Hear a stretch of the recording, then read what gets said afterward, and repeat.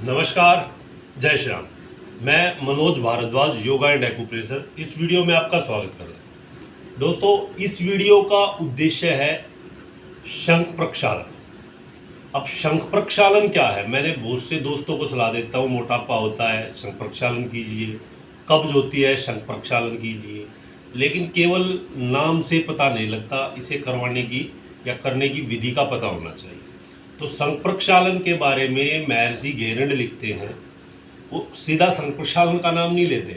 महर्षि गेरंड ने धोती बताई है। 4 प्रकार की धोतियों का वर्णन करते हुए कहते हैं, वातसारम, वारिसारम, अग्निसारम, बहिष्कृतम। ये अग्निसार या बहिंसार एक ही धोती है, इसको आप बहिंसार कह लीजिए, अग्निसारम। वातसारम, वारिसारम, वहिनिसारम, बहिष्कृतम, ये 4 प्रकार की धोती महर्षि गेरंड बताते हैं।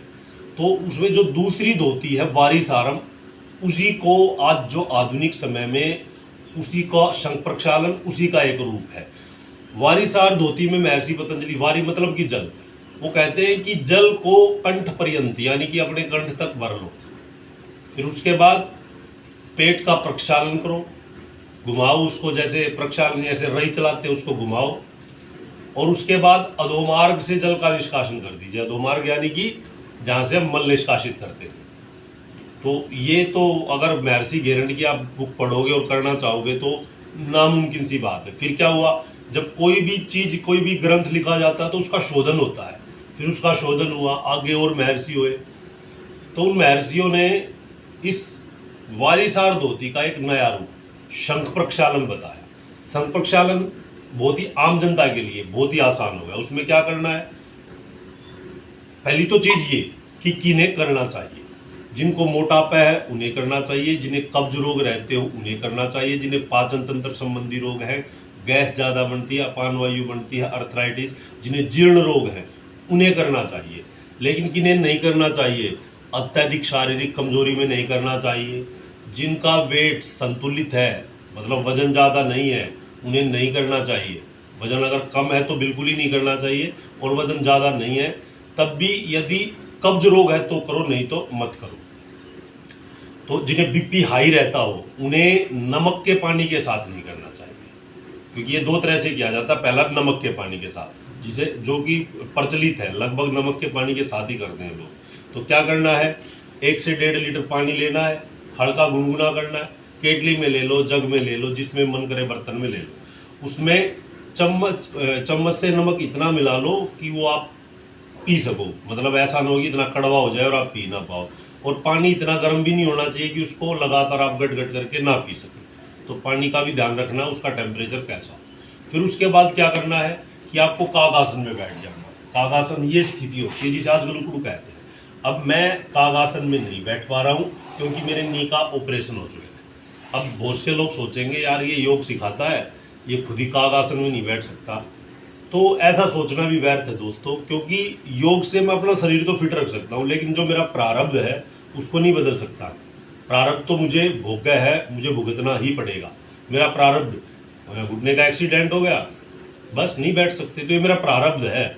इसमें योग से तो मैंने काफ़ी हद तक इसको ठीक किया है, लेकिन अपने प्रारब्ध को मैं नहीं रोक सकता। तो आप, मैं क्या, कोई भी नहीं रोक सकता। तो प्रारब्ध को भुगतिए, और उसको भी ये मान लिया कि ये भी भगवान का प्रसाद ही है। तो उसके बाद आपको क्या करना, कागासन में बैठना। जो कागासन में नहीं बैठ सकते, नी का इशू हो, मेरी तरह आराम से सुखासन की स्थिति में बैठे। पानी डाल लें,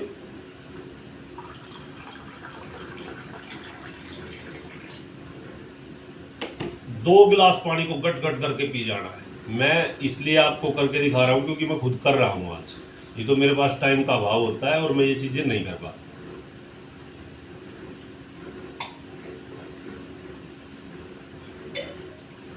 बोलते ना पानी घूट के पीना चाहिए, लेकिन शंख प्रक्षालन में नहीं, उषापान में नहीं। इसको आप तेजी से पी सकते हो, बल्कि मैं तो ये कहूँगा तेजी से ही पीना चाहिए।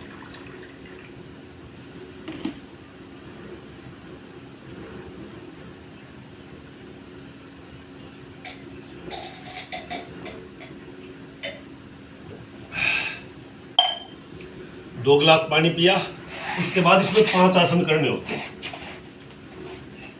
पहला आसन ताड़ासन,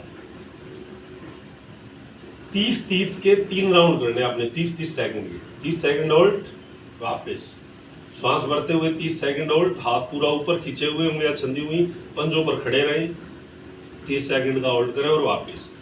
एडी पंजा मिला भी सकते हैं, थोड़ा बहुत हल्का फुल्का गैप भी कर सकते हैं। फिर तीसरा राउंड 30 सेकंड के लिए होल्ड, वापस। 3 राउंड हो गए 30-30 सेकंड के, फिर पैरों को खोल लें। सेम 30-30 सेकंड के 3 राउंड। 30 सेकंड के लिए यहाँ पे होल्ड, राइट साइड में श्वास भरते हुए ऊपर, श्वास छोड़ते हुए बाएं, 30 सेकंड होल्ड करें, वापस। ऐसे ही 3 राउंड लगाने। दूसरा राउंड 30 सेकंड होल्ड, वापस 30 सेकंड होल्ड, श्वास छोड़ते हुए जाएंगे, श्वास भरते हुए वापस। 30-30 सेकंड के 3 राउंड।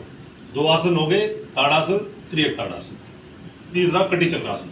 कटी चक्रासन में अपना राइट हैंड, आप पानी पिएंगे तो थोड़ी बहुत बोलते हैं ना, शरीर जिस चीज को एक्सेप्ट नहीं करता उसको बाहर भेजने की कोशिश करता है। वही चीजें, डकार आना, आद आना, छींक आना या फिर लूज मोशन हो जाना, ये सब वही चीजें हैं।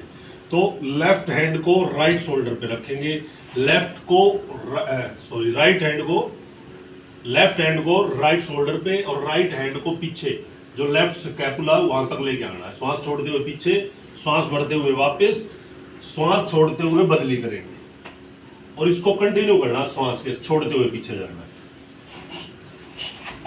देखिए ध्यान से थोड़ा।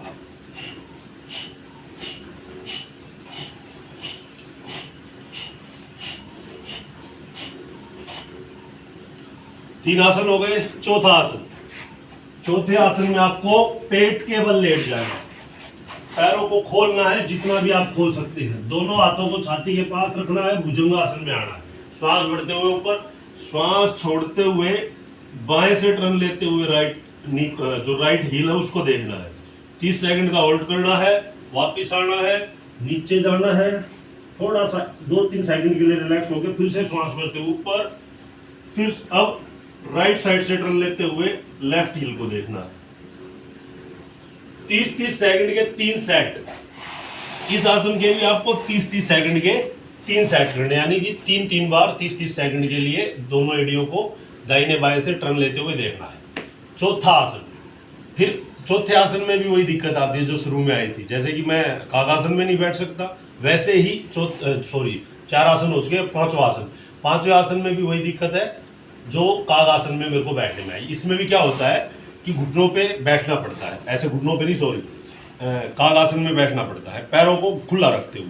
फिर जो राइट लेग है, राइट लेग को लेफ्ट पंजे से टच करना है, फिर लेफ्ट लेग को राइट पंजे से। ऊर्ध्वाकर्षण, ये है ऊर्ध्वाकर्षण। इसकी बहुत सारी वेरिएंट है ऊर्ध्वाकर्षण की भी, लोग अलग अलग तरह से कर सकते हैं।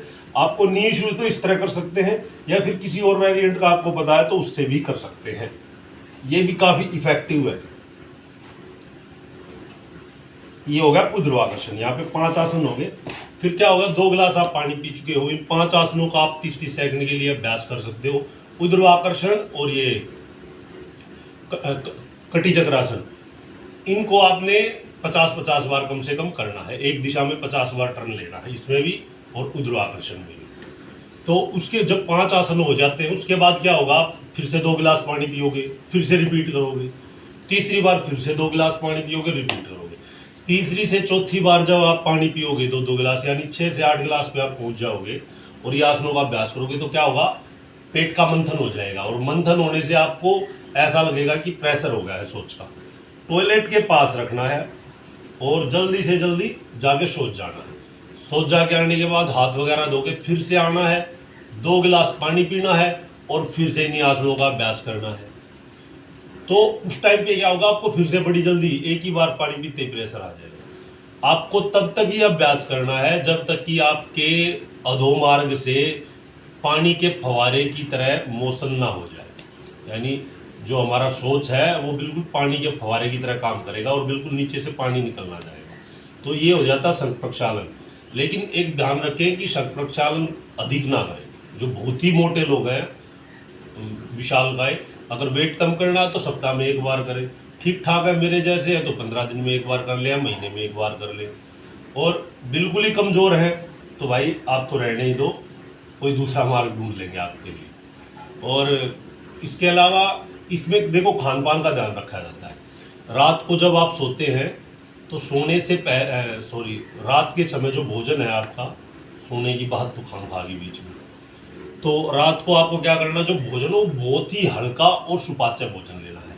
थोड़ी बहुत खिचड़ी ले ली, थोड़ा बहुत दलिया ले लिया, या फिर अगर मान लो कि घर में रोटी बनी है और मैडम नहीं बना रही है तो चुपचाप वो एक रोटी, जैसे कि कल मैंने खा ली थी, तो चुपचाप एक रोटी खा लेनी है सब्जी में लगा के, मतलब बिल्कुल उसको एकदम तरल जैसा बना के खा लेना है। और इसके अलावा सुबह जब संघ प्रक्षालन हो जाता है उसके बाद लगभग आधा से 1 घंटे तक आप विश्राम करें। विश्राम करने के बाद आप नहाना चाहें तो नहा सकते हैं, क्योंकि विश्राम इसलिए ज़रूरी है कि बार बार आपको सोच जाना पड़ेगा अगले 1-1.5 घंटे के लिए, बीच बीच में फिर से प्रेशर आ जाएगा। तो फिर विश्राम करें, विश्राम करने से शरीर थक गया हुआ रिलैक्स हो जाएगा। उसके बाद आपको गाय का देसी घी और मूंग की दाल और चावल से बनी हुई खिचड़ी, उसमें चावल जो है 1 चम्मच और मूंग की दाल 3 चम्मच होगी, उसमें 1 या 2 चम्मच घी मिलते हुए, बाकी उसमें मसाले नहीं डालने। कभी उसी के अंदर तड़का तुड़का लगा दो, सब्जियां डाल दो, उसको बना दो पुलाव खिचड़ी। साधारण खिचड़ी लेनी है, उसके अंदर अपना घी डालना है, एक आधी मिर्च आप डालना चाहो तो डाल सकते हो, वैसे इग्नोर करोगे तो बहुत ही ज़्यादा फायदेमंद होगा। जब ट्रीटमेंट ले रहे हैं तो ढंग से लेते हैं, तो मिर्च भी नहीं डालना है। सादी खिचड़ी, उसके अंदर 1 चम्मच घी, हल्दी और नमक के अलावा कुछ नहीं, और उस खिचड़ी का खाना है।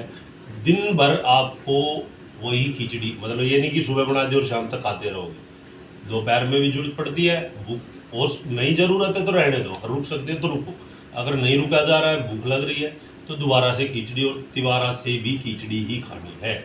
और उससे अगले दिन भी जो नाश्ता करोगे वो भारी नहीं होना चाहिए बिल्कुल, यानी अगले 1 सप्ताह तक ना तो कोई दवाइयाँ लेनी है, जो अगर आप दवाइयाँ खा भी रहे तो 2-3 दिन के लिए कम से कम उनको स्टॉप कर दो, और जो भारी खाना है वो 3 दिन के लिए कम से कम नहीं लेना है। उसके बाद भी लेना है तो खाना, जो खाने के नियम है ना कि आधा पेट, जो शरीर पेट का आधा भाग है वही अन्न लेना है। तो ये है शंख प्रक्षालन, बहुत ही लाभदायक। यदि आप लोगों को कोई चीज़ समझ में नहीं आती है, कोई और रोग है, तो आप मुझसे कमेंट करके पूछ सकते हैं। धन्यवाद। जय श्री राम, जय हिंद, जय भारत।